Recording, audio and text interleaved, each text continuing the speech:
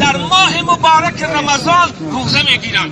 ببینید برادران از گرامی، ما الحمدلله در این ساعتها همه روزدار هستیم. حالتی که میخوام گپ بزنم دهانم خوش شده ایستاده است. این اشاره به آن میکند که جنت عاشق یکایک ما و شما، خصوصا استاد ارجمند مرحوم ما که امروز در دهه رحمت خدا جانش نشاگره. چی مرتبه عالیه در ماه مبارک رمضان در دهه رحمت و در حالت روزداری و صومداری.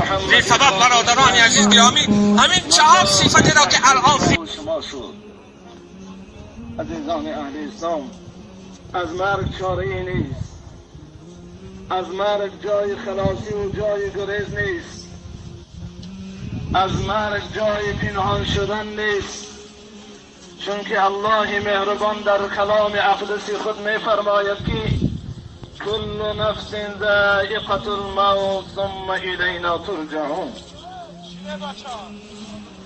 هر نفس چشنده شربت مرگ است، سپس به سوی ما برگردانیده میشوید. در این آیه مبارکه یک اخبار عمومی به تمام بشریت است که هر ذی روحی که در این عالم هستی وجود دارد به نوبت شربت مرگ را می چشد. از مرگ جای خلاصی و جای گریز.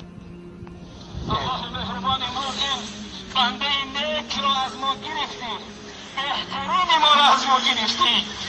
خدایا در عوضش به ما نکی میده.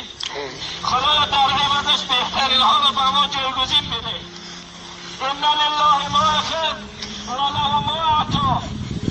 خداست که هرچی را خواهد میگیره. پیغمبر محبوب میگه امروز والله عزیزترین را گرفت، بهترین ملت را گرفت، دعاگوی ملت را گرفت.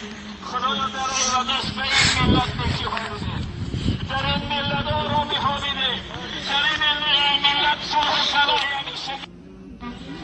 موت العالم موت العالم، این موت انسانهای عالم و دانشمند و پیشوایان دین مقدس اسلام، این موت انسانهای عالم و دانشمند و پیشوایان دین مقدس اسلام، این موت عالم است.